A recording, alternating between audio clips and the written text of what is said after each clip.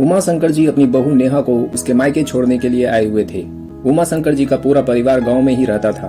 उनका बेटा अमित पढ़ाई करने के लिए शहर गया था और वहीं पर उसकी मुलाकात नेहा से हुई। वह दोनों एक दूसरे से प्यार करने लगे। जब ये बात नेहा के परिवार को पता चली तो उन लोगों ने इस रिश्ते का भरपूर विरोध किया, क्योंकि उन्हें अमित का परिवार बहुत गरीब और पिछड़ा हुआ लगा। ऊपर से अमित का कहना था कि पढ़ाई खत्म होने के बाद वह भी गांव जाएगा और वहीं आसपास कोई काम ढूंढने की कोशिश करेगा, वरना खेती का काम तो है ही। चूंकि नेहा के माता पिता ऊंचे घराने के थे तो उन्हें ऐसा परिवार पसंद नहीं आ रहा था। हालांकि आर्थिक रूप से दोनों ही परिवार समान ही थे, लेकिन नेहा का परिवार बहुत आधुनिक था और इसलिए वे लोग नेहा की शादी किसी देहाती परिवार में नहीं करवाना चाहते थे। नेहा भी जिद पर अड़ गई थी कि इस बेतुकी बात के लिए वह इतने अच्छे लड़के को नहीं छोड़ सकती। इसलिए उसके माता पिता ने नाराज होकर कह दिया कि अगर तुम अपनी मर्जी से शादी करना ही चाहती हो तो करो, लेकिन उसके बाद अगर तुम्हारी शादीशुदा जिंदगी में कोई भी परेशानी आए तो हमसे किसी मदद की उम्मीद मत रखना। फिर नेहा और अमित की शादी हो गई।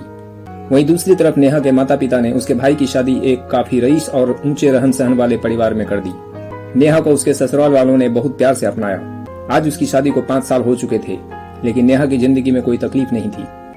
लेकिन नेहा जब भी मायके आती थी उसे यह महसूस करवा दिया जाता था कि उसका ससुराल ज्यादा संपन्न नहीं है और उन लोगों की हैसियत बहुत छोटी है। फिर भी नेहा उनके किसी बात का बुरा माने बिना उनके दुख सुख में उनका साथ दिया करती थी।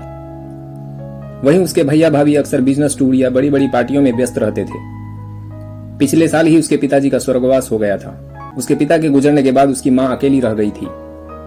फिर भी उसके भैया भाभी की व्यस्तता में कोई बदलाव नहीं आया, लेकिन नेहा अक्सर अपनी मां का खैर खबर लिया करती थी।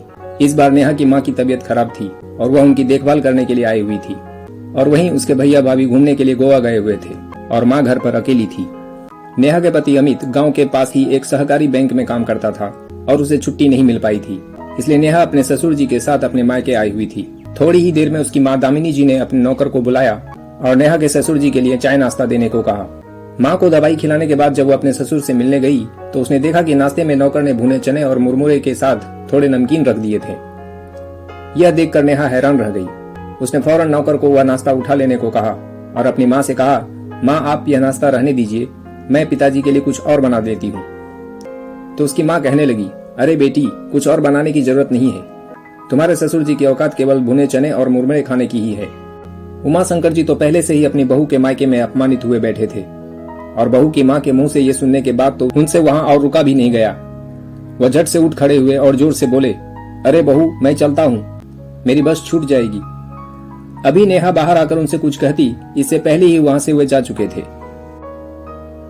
नेहा की आंखों से आंसू गिरने लगे कि उसके इतने अच्छे ससुर जी का उसकी मां ने कितना अपमान कर दिया, लेकिन उसे पता था कि कुछ भी कहने से कोई फायदा नहीं होगा, इसलिए वह खामोश रह गई। 1 सप्ताह तक मां की देखभाल करने के बाद वह वापस अपने घर लौट आई, लेकिन रह रहकर उसे याद आता था कि किस तरह उस दिन उसकी मां ने उसके ससुर जी का अपमान किया था। खैर, देखते ही देखते 5 साल और बीत गए। इसी बीच उसकी मां की तबीयत खराब रहने लगी और एक दिन उसकी मां ने फोन करके रोते हुए कहा, बेटा, तुम्हारे भैया भाभी मुझे वृद्धाश्रम भेजना चाहते हैं। यह सुनकर नेहा हैरान रह गई। सारी संपत्ति तो उसके पापा ने पहले ही अपने बेटे के नाम कर दिया था। अब माँ इस उम्र में कहाँ जाएगी। उसने यह सारी बातें अपने पति और सास ससुर को बताई तो उन लोगों ने कहा कि तुम अपनी माँ को यहीं पर ले आओ, वह हमारे साथ ही रह लेंगी। फिर नेहा अपने सास ससुर और पति के साथ माँ के पास पहुंची और अपने घर आने के लिए मनुहार करने लगी। दामिनी जी यह देखकर सन्न थी। आखिरकार मजबूर होकर उन्हें अपनी बेटी के ससुराल में ही आकर रहना पड़ा। उस दिन तो नेहा अपने ससुर जी का अपमान होते हुए देखकर चुप रह गई थी, लेकिन आज वक्त ने दामिनी जी को उनकी औकात दिखा दी थी।